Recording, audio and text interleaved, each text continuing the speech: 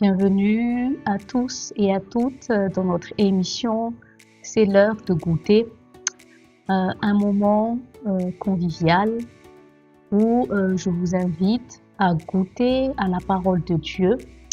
Une émission qui s'est inspirée du psaume de David dans le psaume 34, verset 8. Goûtez combien l'Éternel est bon. Amen. Aujourd'hui, le titre de mon message s'intitule « Goûte aux mots de Dieu qui guérissent tes maux ». Goûte aux mots de Dieu qui guérissent tes maux. Pour cela, on va commencer par goûter à la parole de Dieu dans le psaume 107, verset 20. Le psaume 107, verset 20, au nom de Jésus, il envoya sa parole et les guérit. Il les fit échapper de la fosse. Amen. Alléluia. Frères et sœurs, vous qui m'écoutez en ce moment, à travers ce psaume 107.20, la parole de Dieu, nous voyons que la parole de Dieu a le pouvoir de nous guérir.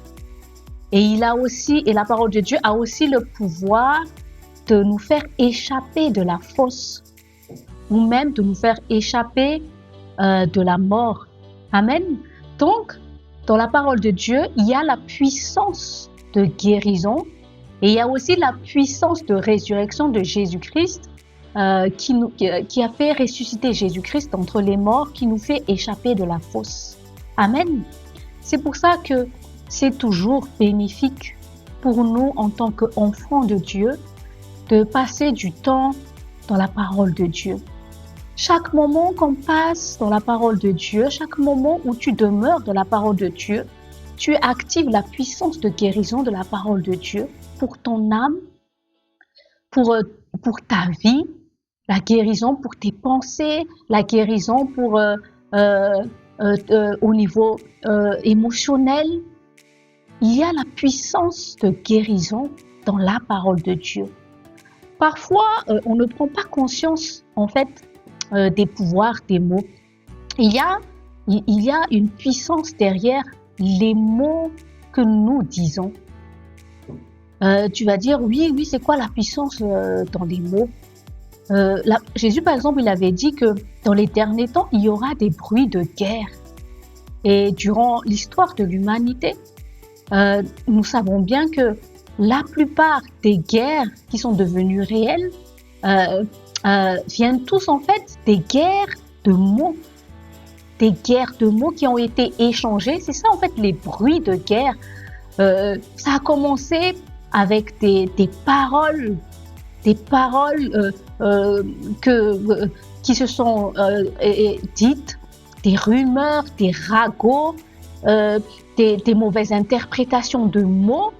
Et combien de fois nous avons vu ça dans l'histoire de l'humanité? Et nous voyons aussi que les mots, les paroles jouent un grand rôle, par exemple, dans les médias, à travers la politique, dans toutes sortes de domaines. En fait, on utilise les mots en fait, pour bâtir ou pour détruire. Par exemple, si vous savez, dans l'histoire, par exemple, de Hitler, comment il est arrivé à être une puissance aussi mauvaise, au point où il aurait pu dominer toute l'Europe et même dans dans tous les pays du monde entier.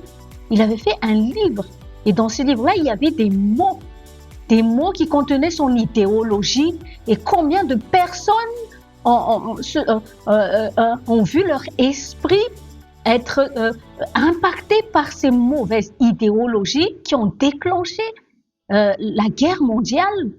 Amen. Donc, il ne faut pas minimiser le pouvoir des mots. Comme je dis, beaucoup de guerres ont été déclenchées à cause des guerres de mots. Combien de relations ont été détruites à cause des mots mal dits ou mal placés? Combien de cœurs ont été brisés à cause des mots méchants, des critiques, des ragots? Combien de personnes même se sont suicidées à cause des mots qui ont tué leurs âmes? Un mot suffit pour tuer une âme. pour déconstruire une âme, pour détruire des pensées, pour souiller des esprits. Ce sont des discours discours composés de mots qui ont été prononcés, qui ont été dits.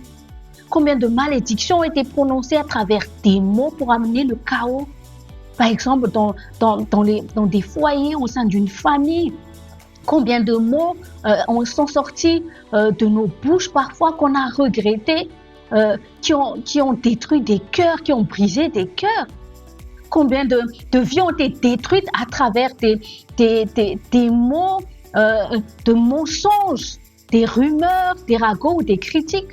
Donc, nous devons bien comprendre combien les mots ont un pouvoir pour attaquer non seulement nos esprits, mais nos âmes, mais qui touchent directement l'homme en lui-même. Prenons encore la parole de Dieu dans Proverbes chapitre 18, verset 21. Proverbes chapitre 18, verset 21. Au nom de Jésus. La mort et la vie sont au pouvoir de la langue. Je répète, la mort et la vie sont au pouvoir de la langue. Quiconque l'aime en mangera les fruits. Amen. Ici encore, la parole de Dieu ici nous dit que la langue a un pouvoir de mort ou de vie. Et selon ce que nous disons, selon ce que nous proclamons, chaque mot produit des fruits dans notre vie.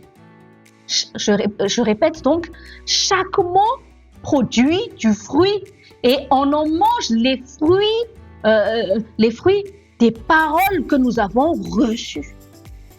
Donc vient aussi là l'importance de faire des tris sur les choses que nous décidons d'écouter ou de ne pas écouter. Donc, chaque parole est comme une semence.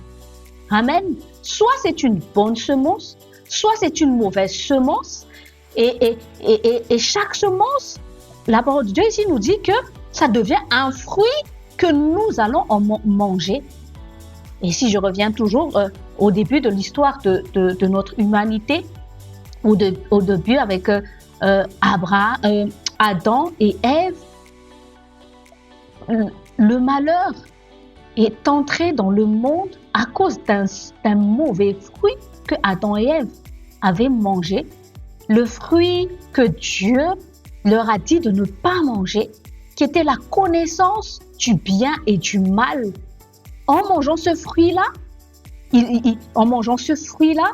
ils ont fait entrer la mort dans la création, au niveau de la création. Alors que Dieu n'a pas créé la mort quand il avait créé au commencement l'homme, la femme et toutes les autres choses. Dieu n'a pas créé la mort. Dieu ne fait pas venir la mort. C'est le fruit qu'ils ont mangé, qu'il ne fallait pas manger. C'était le fruit qui allait apporter la mort. Amen. Et donc, tout cela est venu à travers quoi? À travers les paroles du serpent auxquelles ils ont déjà commencé à manger. Parce qu'au final, ce sont les paroles du serpent qu'ils ont mangées qui ont formaté leur état d'esprit et qui a changé leur perception des choses, qui a fait que quand vous regardez dans Genèse chapitre 3, la parole de Dieu dit que et Ève a vu que l'arbre du fruit de la connaissance du bien et du mal était agréable à voir, qu'il avait donné envie de manger. Amen. Donc tout cela, ça a commencé avec une conversation que Ève a fait avec le serpent. Et le serpent ne les a pas obligés à manger le fruit, mais il a commencé à semer des paroles de ruse. Parce que la parole de Dieu dit que le serpent était rusé. Le diable, il est malin. Et le diable, il ne se présente pas comme tout de suite une créature visible, laide, qui se voit horrible. Tu ne vois pas le diable dans ta vie quotidienne. Le diable, il s'incruste à travers des mots que tu entends dans le monde, à travers les choses que tu peux écouter, des livres que tu peux lire si tu ne fais pas attention, à travers tes pensées, parce que les pensées, ce sont des mots silencieux, ce sont des paroles silencieuses. Parfois, on fait beaucoup de conversations silencieuses dont on n'en prend même pas conscience. Qui te parle dans tes pensées, tu dois bien faire attention parce que chaque pensée aussi, ce sont des mots silencieux, ce sont des paroles silencieuses. Et ici, la parole de Dieu nous dit que les mots ont un pouvoir de mort ou de vie. Quel genre de mots avons-nous laissé semer dans notre cœur? Quel genre de mots sont sortis de notre bouche? Des mots de vie ou de mort? Et c'est pourquoi nous devons habituer notre esprit et nos âmes à manger la parole de Dieu. Parce que la parole de Dieu, seule la parole de Dieu, il y a le pouvoir de la vie dans la parole de Dieu. Il y a la vie dans la parole de Dieu. Amen. Et quand tu habitues ton âme à manger la parole de Dieu, tu protèges aussi ton cœur des mots de mort qui circulent dans ce monde. Parfois, on ne peut pas obliger les gens à se taire ou empêcher les gens à dire des mots méchants envers nous. Ou parfois, sans faire attention, parfois on scrolle notre téléphone, on peut lire des choses qui contiennent la mort. Parfois, on n'en prend pas conscience. Mais il y a les choses qu'on écoute parfois qui contiennent la mort. Et si on ne prend pas cette bonne habitude à manger la parole de Dieu au quotidien, ça produit des fruits dans notre vie. Et parfois on se dit, mais d'où vient la dépression? Mais d'où vient l'esprit de suicide? Mais d'où vient, pourquoi nos émotions sont chamboulées? Pourquoi parfois on se sent dépressif, malheureux, découragé? Parce que il y a des mots qu'on a laissés envahir notre âme, nos pensées. On n'en a pas fait attention. Que ce soit des mots dans nos pensées, que ce soit des mots qu'on a reçus à travers des choses qu'on a écoutées, des personnes qu'on a écoutées. Passe du temps un peu avec une personne tout le temps négative. Tu vas sortir de là fatigué, dépressif aussi.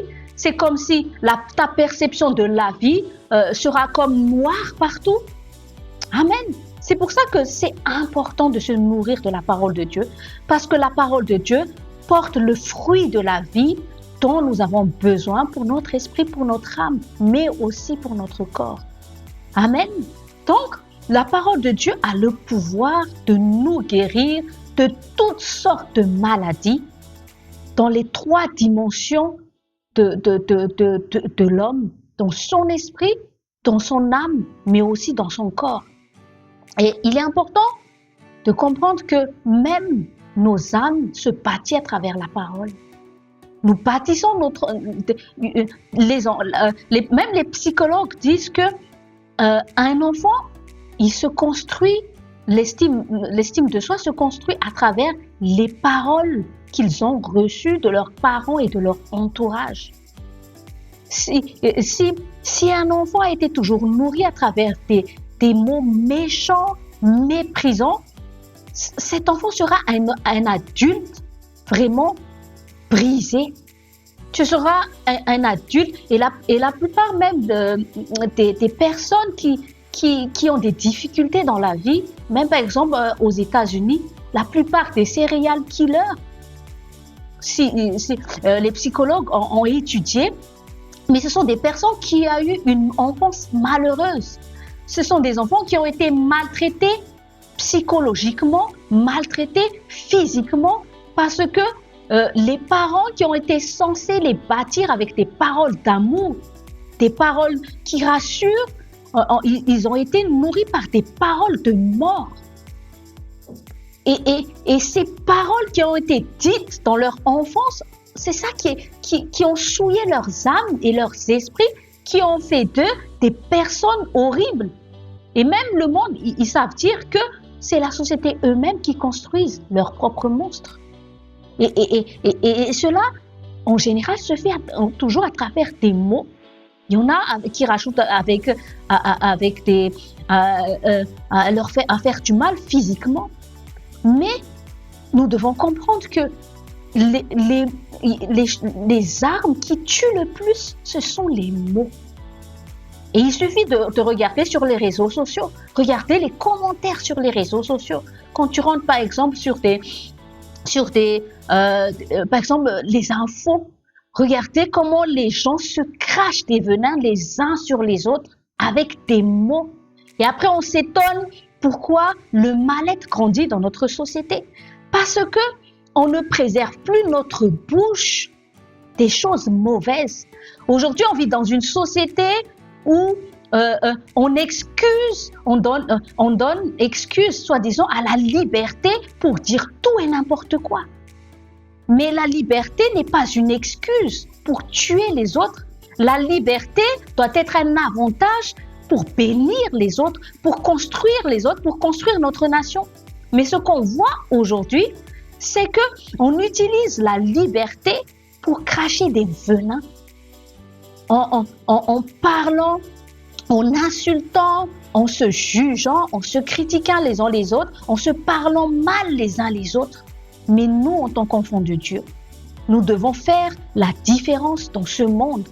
Nous vivons sous la lumière du Christ et notre bouche doit démontrer la vie de Dieu. Nous devons apprendre à utiliser notre bouche, notre langue comme un canal qui libère la puissance de Dieu, qui libère la puissance de guérison, qui libère la puissance de l'amour de Dieu. Amen. Nous devons apprendre à garder notre bouche, comme le dit David. Donc, avant de pouvoir habituer aussi notre bouche à parler la vie, il nous faut d'abord nourrir notre cœur par la parole de Dieu. Parce que Jésus aussi avait dit que notre bouche, elle ne parle des choses dont notre cœur est rempli. Si notre cœur est rempli de la parole de Dieu, notre bouche va libérer la vie de Dieu. Notre bouche va libérer la guérison pour les gens qui nous entourent. Notre bouche va libérer la vie dont notre pays a besoin. Amen.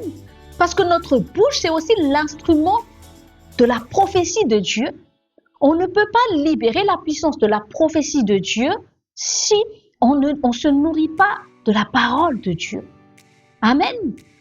On va voir dans Matthieu, on va voir encore pour confirmer cette vérité, combien la parole de Dieu libère la puissance de guérison pour tous les maux dans notre vie. Matthieu chapitre 8, versets 5 à 13, au nom de Jésus. Comme Jésus entrait dans Capernaum, un centenier l'aborda, le priant et disant « Seigneur, mon serviteur est couché à la maison, atteint de paralysie et souffrant beaucoup. » Jésus lui dit « J'irai et je le guérirai. » Le centenier répondit « Seigneur, je ne suis pas digne que tu entres sous mon toit, mais dis seulement un mot et mon serviteur sera guéri. Car moi qui suis soumis à des supérieurs, j'ai des soldats sous mes ordres, et je dis à l'un va et il va, à l'autre viens et il vient, et à mon serviteur fais cela et il le fait. » Après l'avoir entendu, Jésus fut dans l'étonnement et il dit à ceux qui le suivent, « Je vous le dis en vérité, même en Israël, je n'ai pas trouvé une aussi grande foi. Or, je vous déclare que plusieurs viendront de l'Orient et de l'Occident et seront à table avec Abraham, Isaac et Jacob dans le royaume des cieux.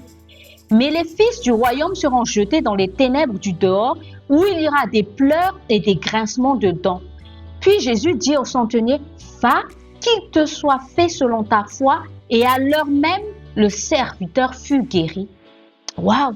C'est une belle histoire que je t'invite à reméditer. Ici, Jésus, il a célébré la grande foi d'un centenier romain. Amen. Il a célébré devant ses disciples la foi d'un centenier romain. D'où est venue la foi du centenaire romain. Ce centenaire romain avait compris le principe du pouvoir et de l'autorité, le pouvoir de la parole d'une personne d'autorité. Donc, premièrement, le Romain a reconnu que Jésus était une personne d'autorité et qu'il avait reconnu que Jésus avait, comme il avait de l'autorité dans le monde spirituel, il lui suffisait juste de dire un mot à la maladie. Il lui suffisait juste de dire un mot à l'esprit impur et la maladie allait quitter le corps de son serviteur. Et c'est ce qui s'était passé. Parce qu'il avait comparé Jésus à lui-même dans le monde naturel. C'était un centenaire romain, c'est-à-dire que c'était une personne de grade au niveau de l'armée. Et qu'en tant qu'officier de grade, il avait sous lui, sous son autorité, d'autres soldats qui obéissaient à sa parole. Et Jésus, pareillement, il savait que Jésus était une autorité au-dessus de toutes les autorités. Et c'est ce que même la parole de Dieu aussi nous dit dans les épîtres que Paul nous a enseigné. Le nom de Jésus est au-dessus de toute autorité, de toute puissance, de toute domination. Donc, tu dois connaître Jésus. Jésus, il a le pouvoir sur la maladie. C'est pour ça que Jésus peut parler à la maladie. C'est-à-dire que derrière la maladie, derrière les mots, il y a des esprits méchants, il y a des esprits mauvais, il y a des esprits diaboliques qui sont l'auteur de tout le mal qui existe dans ce monde, auquel les hommes sont soumis. Toute personne qui n'a pas encore Jésus est soumis au pouvoir diabolique. Mais Jésus est venu pour guérir les maladies. Amen. Et ce centenaire romain nous apprend, nous donne une grande leçon sur qui est Jésus, quelle est l'autorité que Jésus il a dans le monde spirituel. Il a l'autorité et le pouvoir sur tous les maux de l'homme. Amen. Et ce qui s'est passé, c'est que il avait compris que Jésus n'avait pas besoin de se déplacer. Mais toute parole qui sortait de la bouche de Jésus pouvait se déplacer pour localiser la maladie, pour localiser toutes sortes de maux et ordonner à la maladie de quitter son serviteur. Amen. Aujourd'hui, toi qui m'écoutes, où que tu te trouves, reçois ta guérison dans le nom de Jésus. Amen. Ce n'est pas moi qui guéris, mais dans l'autorité que nous avons en tant qu'enfants de Dieu, l'autorité dans la foi au nom de Jésus, nous pouvons parler à toutes les maladies de quitter ton corps. Amen. C'est pour ça que tu te rejoins avec ma foi. Et aujourd'hui, je dis, reçois ta guérison dans le nom de Jésus. Qu'importe les raisons qui te font souffrir dans ta vie, que ces esprits qui te font souffrir, que ces esprits qui te maltraitent, te quittent maintenant même dans le nom de Jésus. Amen. Si je reviens à notre histoire du centenaire romain, la parole de Dieu donc a le pouvoir de localiser la maladie qui te fait souffrir pour la déraciner, la faire mourir à sa racine afin que tu en sois guéri. Amen. Donc, ici, Jésus, il nous enseigne que c'est important. Nous devons être intentionnels dans les mots qui sortent de notre bouche. Nous devons consacrer notre bouche à Dieu, habituer notre bouche à déclarer la parole de Dieu, à habituer notre bouche à louer le Seigneur, à adorer le Seigneur. Tout cela sont des moyens pour libérer la puissance de guérison pour notre vie, mais aussi la puissance de guérison pour les gens qui nous entourent. Tu libères la vie de Dieu à travers les choses que tu dis. Amen. Tu sais, parfois, les gens, ils ont juste besoin que tu leur dises que tu les aimes. Parfois, les gens ont juste besoin que tu leur dises que Dieu les aime. Parfois, une parole d'encouragement peut relever une âme. Amen. Une parole qui célèbre une personne peut lui faire comprendre combien elle est importante, combien elle a de la valeur. Amen. Nous vivons dans un monde déjà malheureux. Tellement de gens aujourd'hui souffrent. Tellement de gens aujourd'hui sont déprimés. Alors, pourquoi allons-nous encore continuer à semer des choses qui ne bénissent personne? Et en maudissant les autres avec notre propre bouche, ce que nous ne savons pas, c'est qu'on se maudit soi-même quand on fait du mal aux autres. C'est pour ça que Jésus nous apprend à aimer tout le monde, parce que à aimer les autres comme nous nous aimons nous-mêmes. C'est-à-dire que si tu n'aimes pas les autres, tu te maudis toi-même. Si tu refuses de libérer le pardon pour quelqu'un, tu te maudis toi-même. Tu te fais prisonnier toi-même. Amen. Donc, la parole de Dieu nous apprend à marcher dans la puissance de Dieu en semant la vie à travers les paroles que nous disons. Amen. Et je déclare encore dans le nom de Jésus que tout esprit de mort qui te tourmente, que ce soit physiquement, mentalement, spirituellement, je les ordonne de partir maintenant même dans le nom de Jésus. Recevez votre guérison, votre restauration dans le nom de Jésus. Amen. On va encore prendre un dernier verset pour finir dans Luc chapitre 21, verset 15. Luc chapitre 21, verset 15. Car je vous donnerai une bouche et une sagesse à laquelle tous vos adversaires ne pourront résister ou contredire.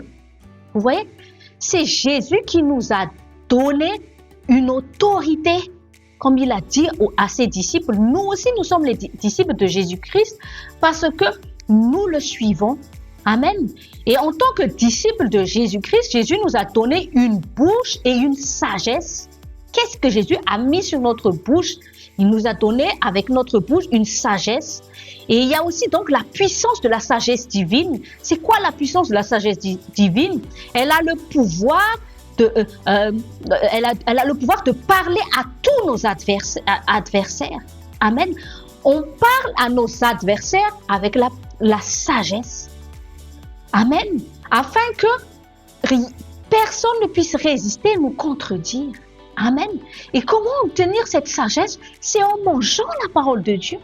C'est la parole de Dieu qui va nous rendre sages. C'est la parole de Dieu qui va nous amener à parler avec sagesse à toutes personnes qui sont devant nous. Amen. Afin que la puissance de Dieu se trouve sur notre bouche. Amen. Encore un dernier verset, excusez-moi, Proverbe chapitre 2, verset 18. Tel qu'il parle légèrement, blesse comme un glaive, mais la langue des sages apporte la guérison. Amen. Des mots sages aussi, donc, apportent la guérison. On a tellement besoin de parler avec sagesse, que ce soit dans notre couple, que ce soit même dans juste nos relations. Il nous faut apprendre à parler avec sagesse pour apporter la guérison. Et le monde qui nous entoure a besoin de guérison. Tout le monde dans ce monde a besoin de guérison parce que tout le monde, un jour ou l'autre dans leur vie, ont été blessés, ont été meurtris à cause des mots que nous avons reçus des autres personnes, des paroles de méchanceté, des paroles de mépris. Amen. Et nous, en tant que disciples de Jésus-Christ, Dieu nous appelle à être guéris premièrement pour guérir les autres qui sont autour de nous. Parce que vous savez, la plupart des gens qui blessent, ce sont des gens qui sont encore blessés. La plupart des gens qui font du mal autour d'eux, au fond d'eux, ce sont des âmes malades. Mais aujourd'hui, à travers la parole de Dieu qui a été prêchée, reçois la guérison pour ton âme, reçois la restauration pour ton âme, afin que quand toi tu es guéri, tu deviens un instrument qui guérit aussi les autres. On va prier. Père, dans le nom de Jésus, comme tu as guéri le centenier romain à travers juste un mot qui est sorti de ta bouche, je prie aujourd'hui, Seigneur, que tu guérisses toute personne qui a entendu ta parole prêchée aujourd'hui. Je prie aussi, Seigneur, que tu guérisses leur bouche. Pardonne-leur, Seigneur, pour toute parole de mort, pour tout mot de mort qui sont sortis de leur bouche. J'annule toute parole de mort qui sont sorties de leur bouche dans le nom de Jésus. Et je te prie, Seigneur, que tu leur mettes sur leur bouche à partir d'aujourd'hui la parole de vie. Que tu les apprennes à parler avec sagesse, afin, Seigneur, qu'à travers leur bouche, tu puisses libérer la vie, l'amour, la sagesse et la paix dans leur vie, dans le nom de Jésus. Restaure-les, Seigneur. Bâtis-les, Seigneur, à travers ta parole aujourd'hui qui a été prêchée. Et toi, Seigneur, tu connais chacun d'entre eux, que ta parole les localise aujourd'hui, localise chacun de leurs mots afin que tu puisses les guérir. Dans le nom puissant de Jésus, Amen. Je vous dis, pour une prochaine fois dans notre émission, c'est l'heure de goûter. Shalom, shalom.